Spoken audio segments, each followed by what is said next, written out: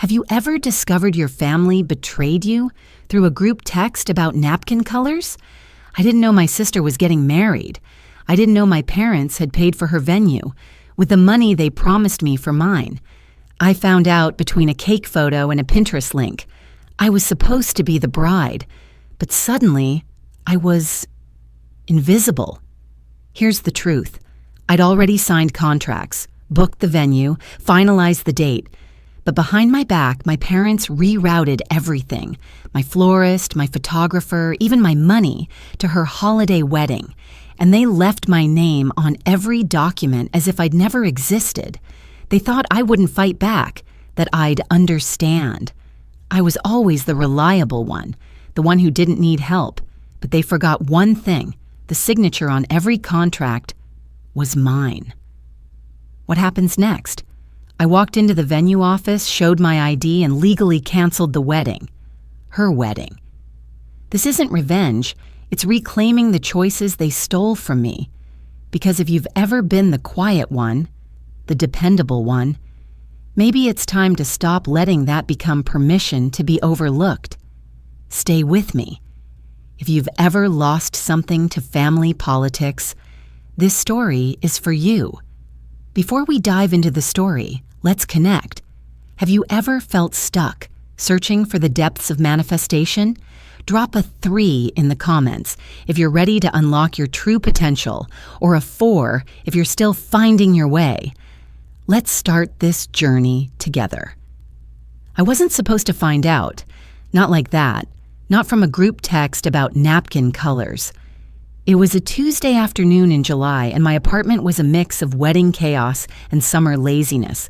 Swatches of ivory and eucalyptus green spilled across the coffee table.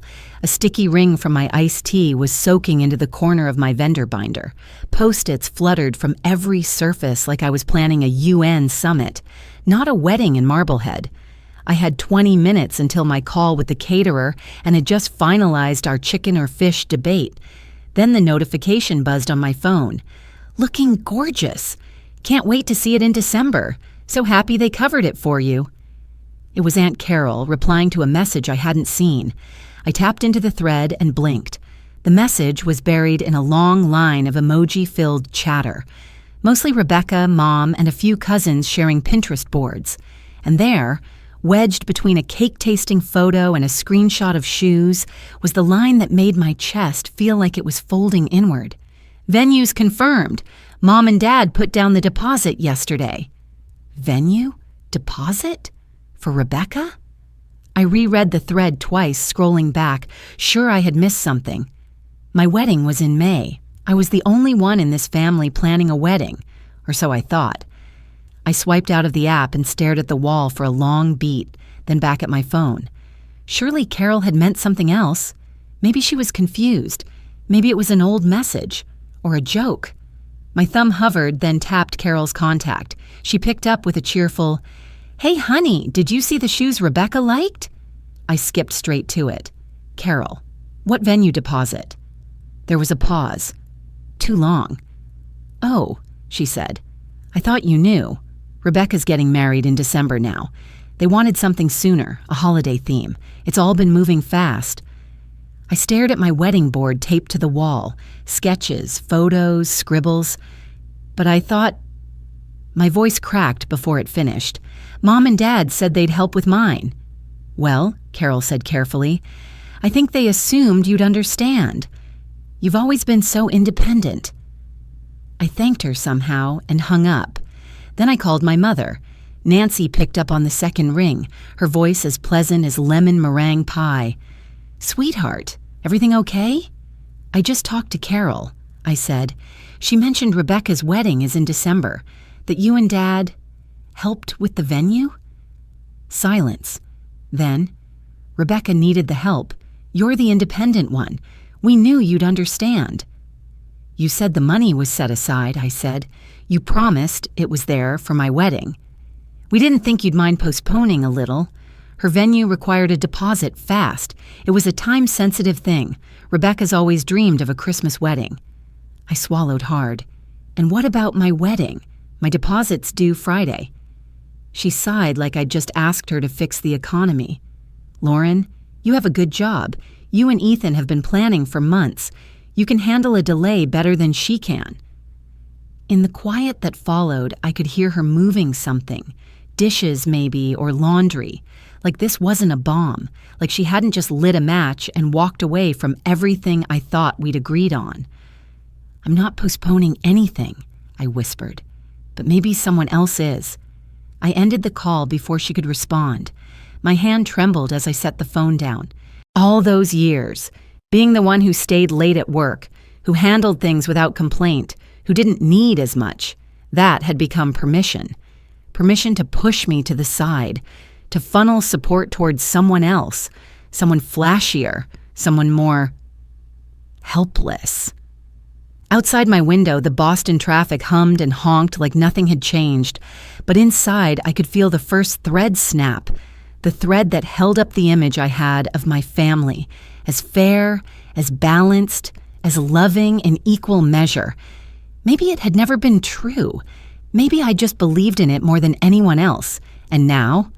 Now I had 3 days to find out if my wedding still had a venue. But what I knew for sure, what burned white hot through my ribs, was this. They didn't get to decide whose day mattered more. Not this time. Rain rattled the kitchen window like a handful of pennies, steady and metallic, the way it sometimes does when summer pretends to be autumn for a day. I brought my laptop and a shoebox of receipts to the dining table, then added a second lamp so the corners of every statement would stay bright. When numbers are about to break your heart, you want them in full light. Ethan noticed the tension in my shoulders before I did. He set a mug of peppermint tea beside the trackpad, kissed the top of my head, and said nothing. Silence is his gentlest language. I inhaled the steam, clicked open my banking portal, and braced myself for the kind of truth you can only get from 4 digits and a decimal. The first withdrawal sat on the screen like a bruise. $70,000 transferred out 6 weeks earlier. My chest tightened, but I kept scrolling. 3 pages down, another transfer, $50,000 dated 3 months before that. The memo field for both simply read, "Event Services." The account's current balance would barely cover invitations, never mind the venue. Mom used to joke that I balanced a checkbook better than I balanced on roller skates. I wish she could see her handiwork now. Ethan's voice was soft behind me. "Anything there we can contest?" "Not yet," I said, eyes still on the numbers, "but I'm about to see how much paper can actually bleed." Grandma June's words surfaced the way her advice always did.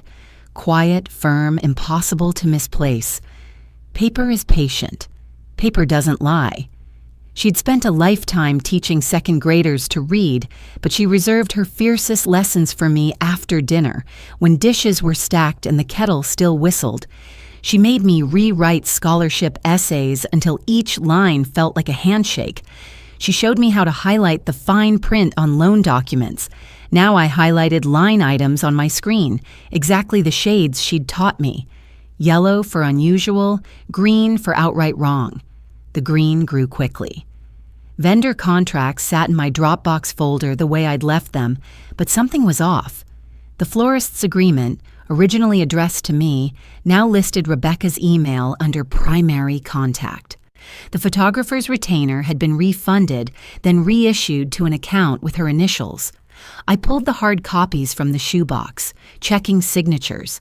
My own looping L remained at the bottom of every page, legally binding, unmistakable. Ethan pulled out the chair across from me. "Lauren, breathe." "They didn't just take money," I whispered, anger threading through every syllable. "They took choices. Mine." I dialed Dad before the courage leaked out. He answered on the 3rd ring, voice blurry from whatever nightly show he and Mom watched. "Hey, kiddo, everything all right?" "Dad, where did you and Mom transfer my wedding funds?" A pause. Audience laughter on the television bled into the receiver. "Well," he started, drawing the word out like taffy, "your mother said Rebecca needed a quicker turnaround. The venue offered a holiday discount." "Discounts don't cost $120,000. He sighed. "We didn't think you'd be so upset. It's just timing. You know we'll help later." Later doesn't reserve a date. Later doesn't get my florist back. Sweetheart, he said, with the tired patient's parents saved for tantruming toddlers, you and Ethan are stable. Rebecca's always struggled a little more. There it was, the family's evergreen refrain. Rebecca struggles, Lauren copes. I pressed a fingertip against the table edge until it hurt. You used my signature, I said. Did you even realize that? It kept the paperwork simple, he muttered. You know your mother hates forms. I closed my eyes. Behind the lids, I saw Grandma June at the kitchen counter coaching my 16-year-old self for an interview. Your brain and your backbone. That's your real dowry. She had said it while sliding a stack of practice questions toward me. Back then, I thought the dowry comment was old-fashioned humor. Tonight, it felt like prophecy. I opened my eyes to Ethan watching, worry carved into the line of his jaw. I held up the florist contract. They forged nothing, I told him. I signed this. They just rerouted everything while my name stayed on the dotted line. Which means, Ethan said slowly, they can't deny you were the legal client. The rain outside intensified, a drum roll on the deck. I imagined it washing the sidewalks clean, revealing what had always been underfoot. Mom might spin stories about understanding and family loyalty, but paper, patient, merciless paper, showed the transfers, the rewritten vendor contacts, the retainer refunds. It showed how easily trust becomes leverage in the wrong hands. I refreshed the banking portal once more, partly out of habit, partly out of hope that numbers could shrink back to the right columns if given a chance. They didn't, of course. They never do. Instead, I opened the scanned florist invoice and zoomed in on the bottom corner. There was my signature, crisp and undeniable. The ink loop I'd practiced in 3rd grade when I wanted to look important. Somewhere in California, bouquets of winter roses were being planned under that same signature, but not for me. I saved the document to a new folder labeled Evidence and felt anger settle into something steadier, almost cool. Leverage, Ethan had called it. Grandma would call it backbone. The florist invoice still has my signature on it, and that might be the only leverage I need. I never wanted revenge. I just wanted control again. Dear friend, what would you do if you were in my shoes? I bet you can't guess what's coming next. But before we go any further, drop a 5 in the comments if you're still with me, because what happens next might just leave you speechless. Late October sun draped the San Diego hills in dusty gold as the rideshare wound through rows of vineyards.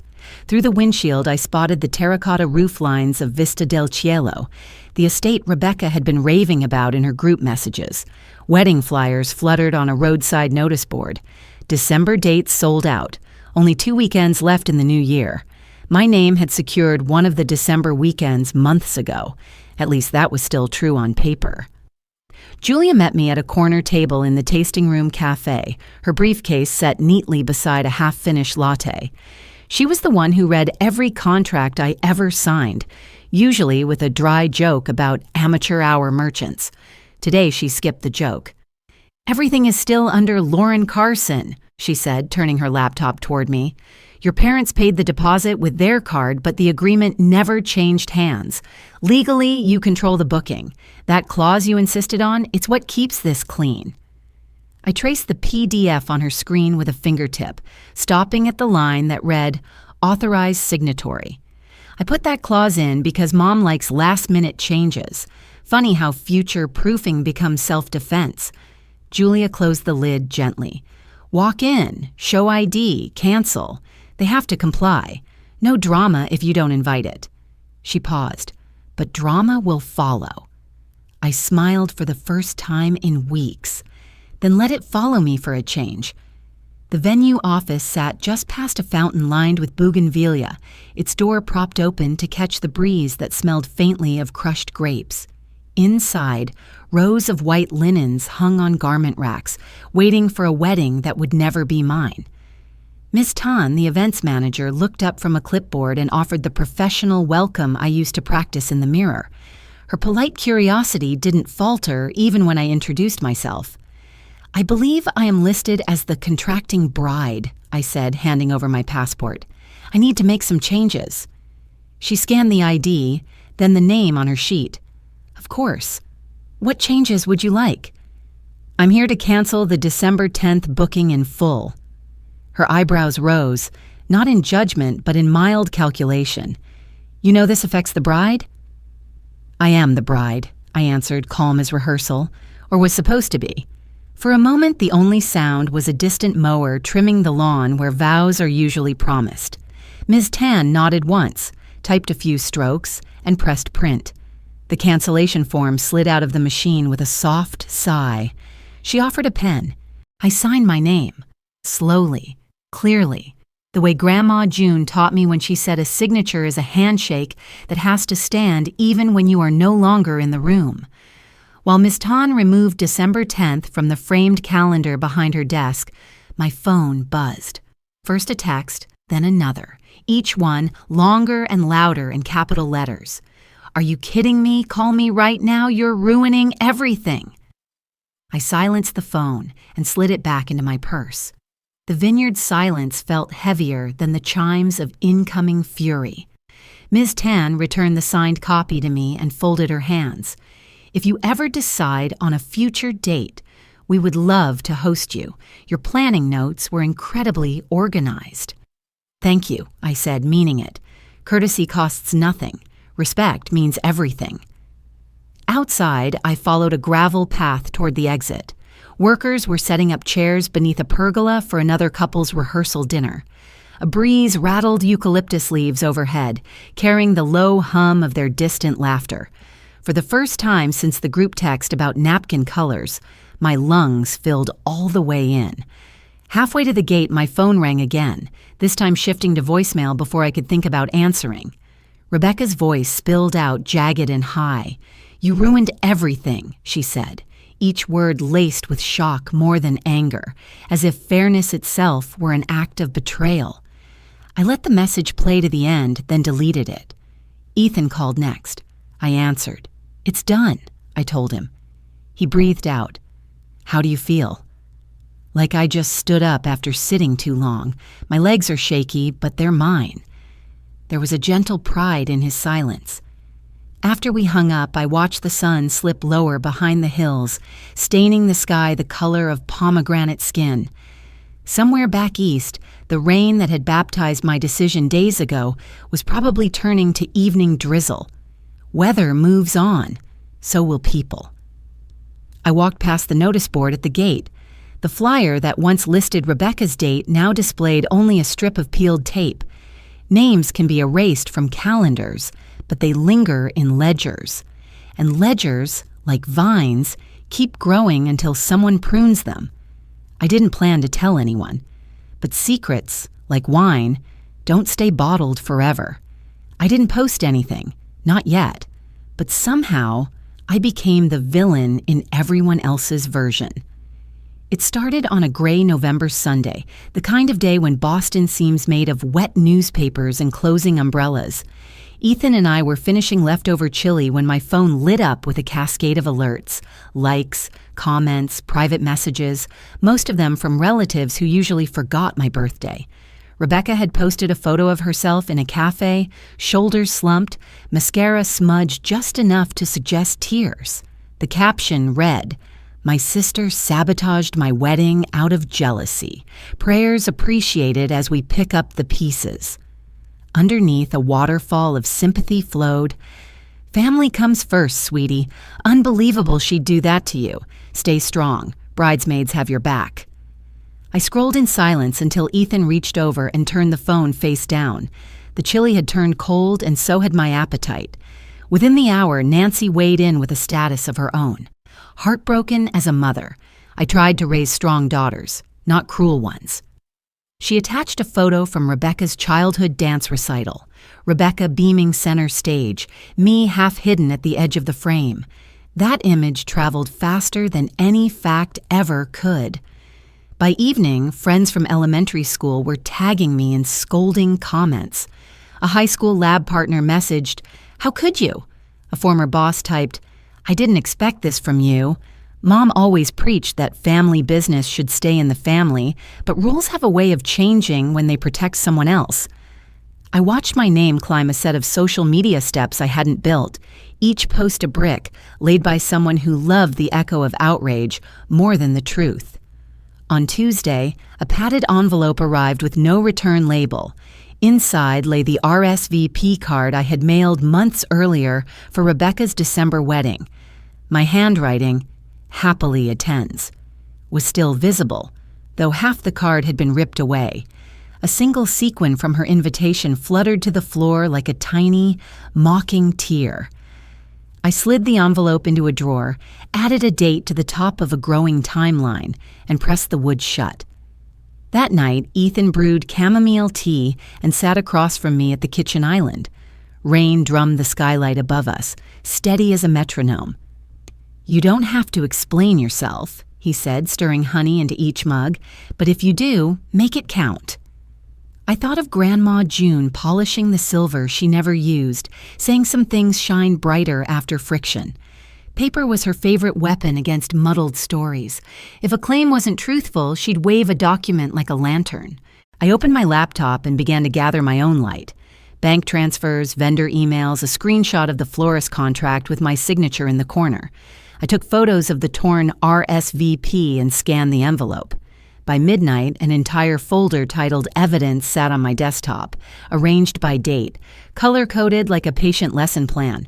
Julia called the next morning. "I've been watching the circus," she said. "Remember that silence is sometimes a strategy. Let them talk into the wind while we stack facts." I pictured Rebecca's cafe photo. Even the lighting felt staged. "Wind can knock over a house if it keeps blowing," I said. "Then we'll reinforce the walls," Julia replied. A week passed. The online storm didn't slow, it shifted direction. Distant cousins I hadn't seen since grade school took sides with hashtags. An acquaintance posted a thread titled, "When Sisters Turn Toxic," citing my financial sabotage as proof that envy poisons blood. I tried to ignore the notifications, but they filled every quiet minute like radio static. On Thursday afternoon, the doorbell rang. I expected a delivery. Instead, I found a courier with a manila envelope, signature required. Inside, embossed letterhead from Bowman and Fry Legal Services greeted me. The letter claimed that Nancy and Rebecca were initiating a reassessment of Grandma June's estate on the grounds of undue influence. Their lawyer requested immediate mediation. I read the sentences twice, then unfolded the stapled packet behind the letter. The first page was a copy of Grandma's will, the very document that left everything to me. Tucked behind it lay something I hadn't expected, a single sheet of stationery in Grandma's looping penmanship, dated 3 months before her passing.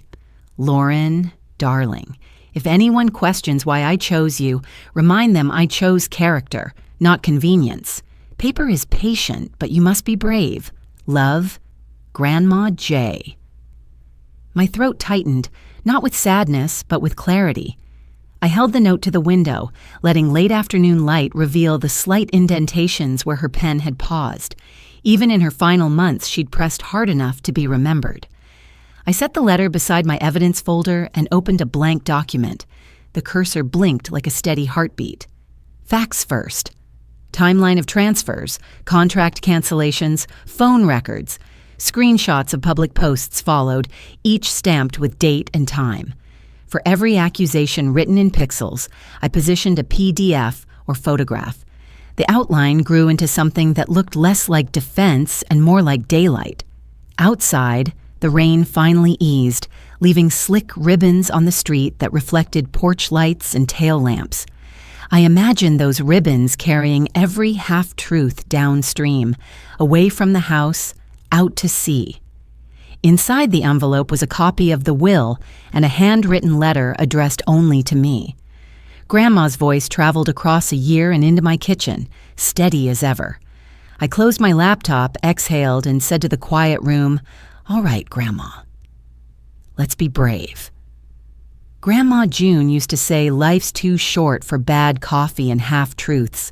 The scent of one and the weight of the other met me the morning I stepped through the brass-handled door of Halverson and Pierce. coat still dusted with flurries. Inside, the air was mahogany warm. Leather chairs, thick carpet, a faint hush like a library that charged by the hour. Ethan squeezed my gloved hand once before the receptionist guided us down a paneled corridor. Mr. Halverson rose when we entered, square-shouldered in a charcoal suit, steam curling from the mug beside a neat stack of files. "Miss Carson," he said, shaking my hand, "I believe we have some clarity to provide." Clarity. Grandma's favorite word when a conversation drifted off the rails. I sat, unbuttoned my coat, and folded my hands to keep them from drumming. He opened the top folder. "Your grandmother amended her will on October 12th of last year, adding a single beneficiary clause. The estate, valued at approximately $950,000, is left entirely to you." He slid a certified copy across the desk. "No contingencies, no equal shares." A low whistle escaped Ethan before he caught it. I felt more relief than shock. The paper matched the faith Grandma had always placed in me. Still, hearing the number out loud made the room tilt for half a second.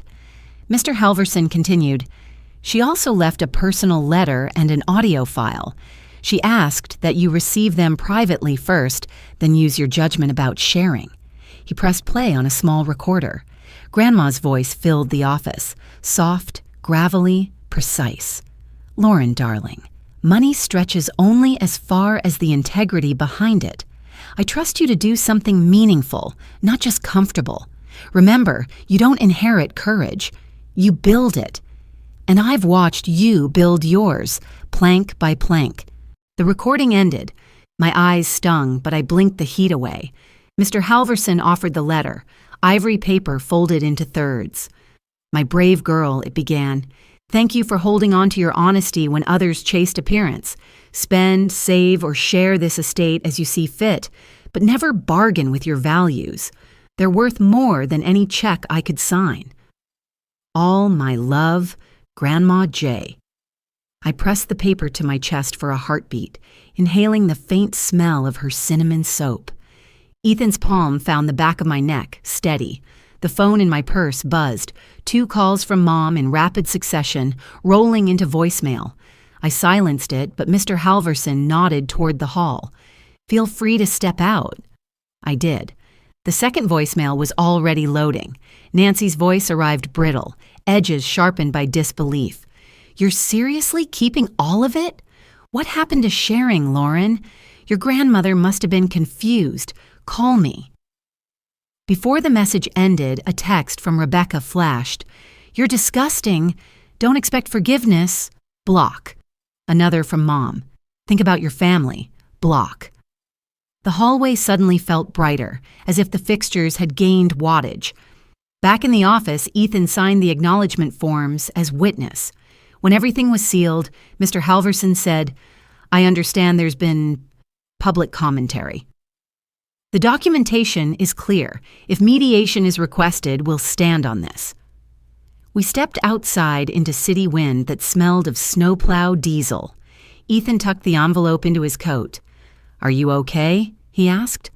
I looked up at the skyline, winter sharp against a cloudless blue. I'm exactly where I'm supposed to be. That night, I brewed a pot of the Guatemalan roast Grandma favored and opened my laptop. I wasn't interested in sparring, only in setting the record straight. Facts first. I drafted a post, attaching scans of wire transfers, vendor contracts, the venue cancellation form, even the photo of my torn RSVP. Then, a paragraph in plain language. Integrity isn't cruelty. Boundaries aren't jealousy. I embedded a redacted copy of the will. Grandma's letter blurred except the line about doing something meaningful. Ethan proofread, trimming any hint of heat. Julia sent a thumbs-up emoji, her one lapse into pictographs, along with, "Truth with receipts wins." At midnight, I clicked publish. The screen sat quiet for less than a minute. Then comments began to blossom, slow at first, then in clusters. "I always wondered about your mom's posts. We're with you, Lauren." Finally, some truth. Aunts who had scolded me 3 days earlier added apologies beneath their earlier remarks. College friends reposted with captions about accountability. The algorithm, fickle as weather, shifted. My phone buzzed until I set it face down beside the cooling coffee. Grandma used to sip one final swallow, grounds and all, claiming the bitterness built character. I took mine black tonight, the steam curling like handwriting in the lamplight. Outside, frost traced silver veins across the window pane, but inside the apartment felt broader, as if walls had stepped back to give me room. I refreshed the post once more. The numbers climbed. Likes, shares, quiet thank yous from people who'd fought smaller versions of the same battle. Somewhere, Mom and Rebecca were reading too. I didn't need to picture their expressions. The silence from their end was loud enough. A new notification popped up. Someone had found an old photo of Grandma and me at the county fair, cotton candy in each hand, sunburn on our noses. The caption read, "She taught her well." I closed the laptop. Tomorrow would bring phone calls, maybe legal ripples, definitely more opinions. But tonight the house was still, fragrant with dark roast and something like vindication. I switched off the kitchen light and let the city glow sift in, carrying voices I couldn't quite hear yet. The comments kept rolling, a tide I no longer feared. Grandma believed in full transparency, and with her words in the open, I felt transparent too, seen through but still standing. The truth was finally louder than the noise, and I wondered what new kind of quiet might follow. The wedding wasn't big, it wasn't even traditional, but it was mine, and this time I had a seat at my own table. April's sun drifted through the cherry blossoms above Linda and Mark's backyard in Cambridge. Paper lanterns swayed gently, brushing branches like quiet blessings. My silk dress skimmed the grass as Ethan and I walked hand in hand down a narrow garden path lined with mason jars and wildflowers. There was no organ music, only a single violin played by a friend from his department, a melody light enough to float on the spring air. We stopped beneath a wooden arch woven with fresh ivy. A dozen chairs held the people who had stayed when everything else fell away. Ethan's parents, my college roommate, Julia with her wry smile, a cousin who had quietly messaged support during the chaos, and neighbors who brought soup the night my story went public. No rows marked bride or groom, because today was not about sides. It was about something shared and finally equal. "I promised to choose patience over pride," Ethan said, voice steady, eyes soft. "I promised to build a home where honesty gets the biggest room," I replied. We slipped simple gold bands onto each other's fingers, and Linda rang a tiny bell she had tied with sage ribbon. Laughter rose with the sound, light and genuine. Grandma June once said the best vows are the ones you live before you speak. I hoped she was right. At the long wooden table Mark had crafted in his garage, platters of roasted vegetables sat beside bowls of quinoa salad. The cake was lemon with vanilla frosting, baked by Ethan's sister at dawn and still carrying the warmth of her kitchen. Linda tapped her glass. "To Lauren," she said, lifting a small tumbler of apple cider, "who isn't just a daughter-in-law, but a daughter by choice." Her voice wavered, then steadied. "May this home and this family grow the way these cherry trees do, rooted first, blooming second." Applause slipped easily into conversation. Plates filled and emptied, stories crossed and recrossed like old friends finally meeting. Midway through dinner, I felt a presence at my side. I turned to find Dad standing a step away, hands clasped in front of him as if unsure what to do with them. "Do you have a minute?" he asked. We moved to the edge of the yard where a trellis cast dappled shade. He cleared his throat. "You didn't deserve what we did," he began, words slow, each one careful. "I'm sorry, Lauren." I thought about asking why it took this long, but the answer wouldn't change the past. Instead, I said, "Thank you for saying that." He nodded once, eyes glassy, then excused himself. Sometimes an apology is a door frame. You walk through or you don't. Either way, the house stands different afterward. As dusk settled, Glowing envelopes appeared in a basket on the gift table. Julia handed me the first one. Inside was a letter from a high school senior named Amina, one of the first recipients of the June Carson Scholarship for Young Designers. Because of you, she wrote, I'm enrolling this fall. Other notes followed, each voice new yet already familiar in hope and gratitude. When the last lantern was extinguished and friends drifted home, Ethan carried Grandma's framed letter to the mantel beside our wedding photo. Her cursive faced the camera's captured moment, one legacy beginning where the other ended. I traced the frame's edge and felt at last an ease settle into my chest, like a soft chair after a long day. We stood at the open patio door, cool air lifting the hem of my dress. Behind us, stacked plates waited for morning, and laughter still lingered in the garden soil. Ahead, the dark street felt calm, as if the city itself exhaled with us. I used to wonder what it would take to feel whole. It turns out it was less about who stood beside me, and more about who I chose to become. When I looked at Grandma's letter next to our wedding photo, I didn't just see her final words. I saw her blessing for the life I had chosen, not the one others planned for me. I no longer needed anyone's approval. I had walked out of the shadows on my own 2 feet. Sometimes what we need isn't the family we hoped for, but the courage to become our own. Kindness, honesty, and grace, those were the things she taught me to hold on to, even when others let go. In the end, love isn't something we're promised. It's something we choose to live by. If this story reminded you of someone you've lost trust in or something you've outgrown, feel free to share your thoughts. Maybe it's time to start writing your next chapter too. And if this story touched your heart, give it a thumbs up and subscribe for more stories about resilience and hope. Thanks for watching.